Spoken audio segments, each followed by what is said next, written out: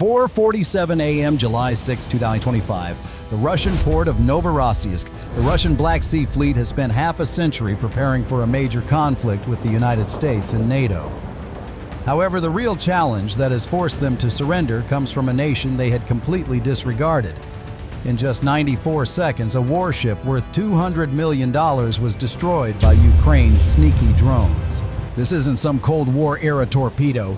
This is a Sea Baby, Ukraine's homemade answer to naval warfare. It's a $100,000 drone built with one purpose: to turn a $200 million warship into an underwater scrap heap. Its target, the Olenegorsky Gornyak, is sitting there completely blind, a 370-foot steel whale waiting for a harpoon it can't even see. After Ukraine made Crimea a shooting gallery, the Russian Black Sea Fleet ran with its tail between its legs to Novorossiysk, thinking they were safe. A big league mistake.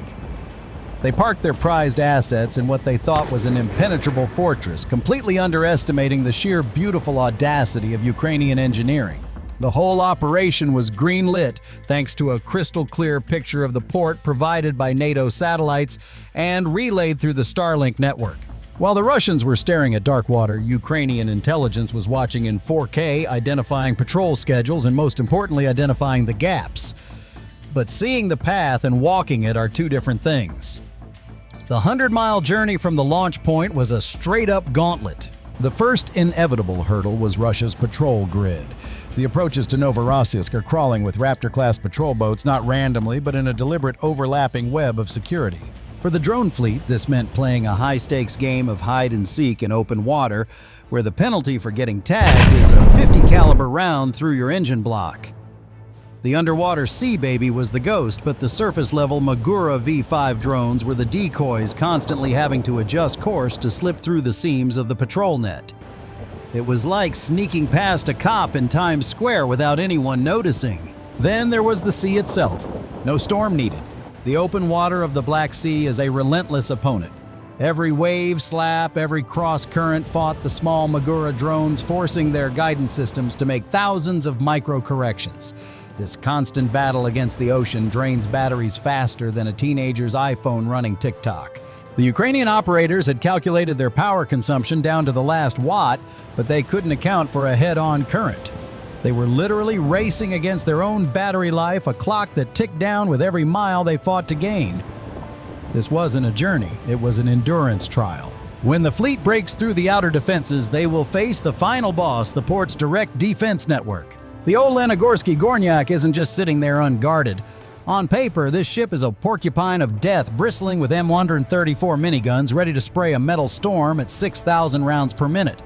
From a nearby airbase, Mi-8 helicopters are already scrambling their crews on high alert, ready to hunt for anything that looks out of place on the water's surface. And then there's the electronic ghost in the machine, the Kometa electronic warfare system. This thing is designed to blast out so much electromagnetic noise that it completely smothers a drone's control signal. It's the digital equivalent of trying to have a conversation next to a jet engine. The signal just gets lost in the roar. The Russian commander sitting in some comfortable office looked at this multi-layered system and thought they had created an impenetrable kill box. But here's the problem with their thinking. They built a fortress designed to fight a conventional navy, not a swarm of intelligent semi-autonomous weapons. Their entire strategy was based on the idea that they could see their enemy coming and overpower them with brute force. It's like they set up the world's most advanced security system to stop a burglar from coming through the front door completely unaware that Ukraine was already inside, tunneling up from the basement. They thought they were the keepers of a fortress. In reality, they were just stagehands setting up the scene for their own spectacular demise. This is the moment the tables turn. While the Russian Kometa electronic warfare system is busy trying to jam the entire Black Sea, and the miniguns are scanning the waves, Ukraine plays its ace card. Because one of the Magura V5s wasn't just another drone. It was a mothership. A hatch slides open and a swarm of 4 wild Hornet 10-inch drones screams into the night, each carrying a 10-pound shaped charge. They aren't aiming for the ship's massive armored hull. That would be a waste. They are streaking directly towards the ship's brain, the spinning radar tower on top of the bridge. While this is happening, the other Magura drones in the Wolfpack activate their mini-jammers, focusing tight beams of disruptive energy not at the whole port, but specifically at the fire control radar for the guns. Russia was trying to block an entire highway, while Ukraine was simply changing the traffic light to green for its Hornets. Guided by a live high-resolution satellite feed from NATO that gave them GPS coordinates from the heavens, the Wild Hornets accelerated to 60 miles per hour. For the Russian gunners, it was an impossible task, trying to shoot down targets the size of a hawk, while their targeting systems were being fed pure static. Russia proudly claimed its radar was the pinnacle of technology. Ukraine's response, "Pinnacle, huh? Give us 10 seconds and we'll turn it into a pile of scrap." The first Wild Hornet screams in on its attack run, its camera feed locking onto the spinning radar dish. But the Russians aren't just standing around. The M134 minigun on the opposite side of the bridge traverses and opens up, spitting a torrent of 7.62mm rounds. For a moment, it's a beautiful, terrifying light show. And then the gunner gets lucky. A stream of tracers connects, and the lead Hornet simply explodes in a shower of sparks and shredded carbon raining debris into the dark waves. First blood to the Russians. Emboldened by this small victory, the Russian commander makes a fatal mistake. He goes all in.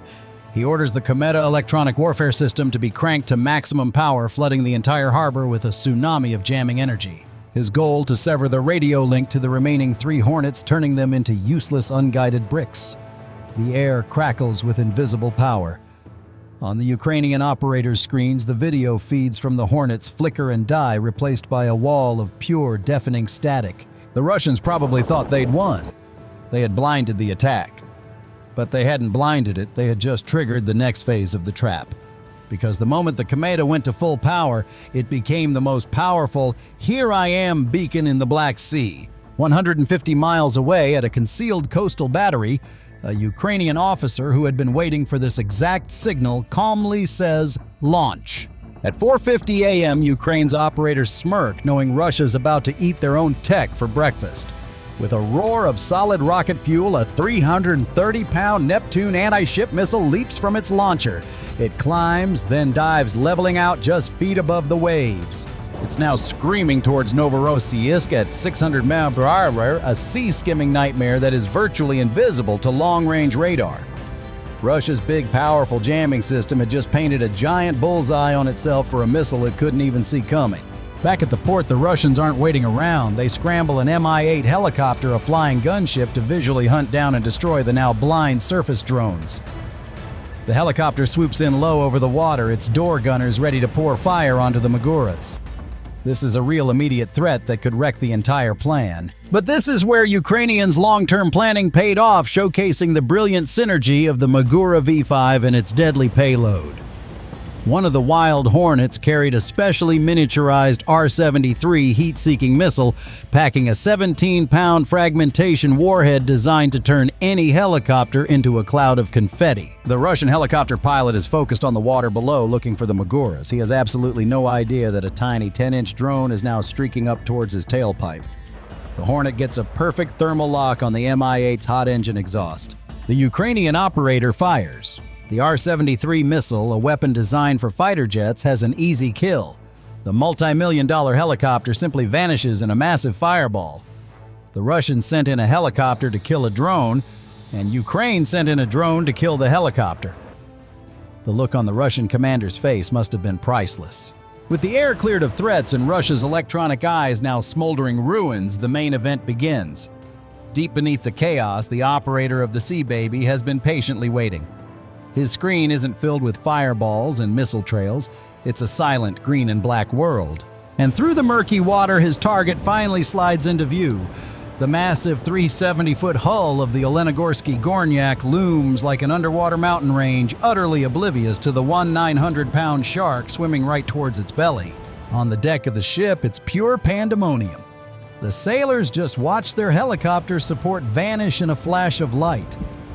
They hear the distant thump of the Neptune missile launch and the frantic, useless chatter on the radio. With their radar destroyed, they are blind. Some sailors, driven by sheer panic, grab their AK-47s and start firing wildly into the dark water as if they could somehow hit a ghost. It's the desperate final act of men who know they've been outplayed, outsmarted, and are now hopelessly trapped. In a bunker hundreds of miles away, the Sea Baby's operator feels his heart pounding. The telemetry is perfect. The drone is holding steady at a depth of 30 feet on a direct course for the ship's engine room, the softest, most vulnerable part of the entire vessel. His finger hovers over the detonation command. "Target locked," he reports, his voice steady despite the adrenaline. "Final approach initiated, 10 seconds to impact." At that exact moment, the Neptune missile, having followed the Panzer's radar beam like a moth to a flame, makes its final course correction. The Russian air defense system that was supposed to be the port's ultimate protector is about to become its most spectacular firework. The sailors on the ship don't know it. The commander on shore doesn't know it. But in these last few seconds, they are no longer soldiers in a fortress. They are simply the hunted. 05:03 a.m. In a silent bunker, hundreds of miles away, an operator makes a final single click. Beneath the Black Sea, the Sea Baby's command is received. It doesn't just detonate. It unleashes 900 pounds of RDX in a contained underwater blast that changes the laws of physics around it. The explosion instantly vaporizes the water, creating a massive expanding bubble of pure force. Because water is non-compressible, that energy doesn't dissipate into the air. It transforms into a solid wall of pressure, a hydraulic hammer blow moving at nearly 5,000 feet per second. It strikes the half-inch steel hull of the Olenegorsky Gornyak with over 50 psi of force. The effect is instantaneous and catastrophic. The 14,000-ton warship is physically lifted several feet out of the water. For a split second, it hangs in the air, and then it slams back down with the sickening sound of its own spine, its keel snapping in two. Simultaneously, in a perfectly timed symphony of destruction, the Neptune missile makes its terminal approach. It isn't aimed at the now crippled ship. Its target is the land-based Panzer S-1 system that had foolishly lit itself up. The 330-pound warhead slams directly into the vehicle. But it's not Neptune's warhead that delivers the killing blow. The initial blast acts as a trigger, instantly cooking off the Panzer's own full complement of ready-to-fire missiles. The defensive system becomes a massive self-inflicted bomb. A fireball erupts as the Panzer's missiles detonate, spraying tungsten fragments across the port, sending a catastrophic shockwave across the port. On the deck of the dying Olenegorsky Gornyak, the lights flicker once, then die completely. The ship groans a final metallic scream of surrender and then begins to list hard to port as thousands of tons of cold black seawater pour into its guts through the gaping wound in its belly. The party is officially over. This wasn't just random chaos, this was a clinic in applied physics. The Sea Baby's underwater explosion was so devastating because the water itself became the weapon, focusing and multiplying the blast energy directly into the ship's most vulnerable point. It's the difference between being punched in the chest and being hit with a hydraulic press that can't be stopped. The first is survivable. The second tears you apart from the inside out. The genius of the Neptune strike was even more elegant. Ukraine didn't need a massive missile to level the port. They just needed a key to unlock the massive bomb the Russians had so kindly parked on their own shore. They initiated a sympathetic detonation, turning Russia's most advanced defense system into the instrument of its own spectacular suicide. One weapon delivered the structural kill. The other delivered the psychological one, proving that not even the land was safe. When the sun finally rises over Novorossiysk, satellite imagery tells the final brutal chapter. The Olenegorsky Gornyak, a $200 million symbol of Russian naval power, is no longer a warship. It's a broken hulk listing hard in the harbor, its deck awash with black seawater. The strategic fallout is immediate and irreversible. The port of Novorossiysk, the last bastion for the Black Sea Fleet after they were chased out of Crimea, is now officially on the front line. Russia has lost another critical asset, pushing their fleet losses to over 30% since the war began. Ukraine has proven with terrifying clarity that there is no harbor deep enough, no defense system smart enough, and no Russian warship safe enough. The lesson today: never ever underestimate a nation that can turn a $100,000 drone into a $200 million nightmare.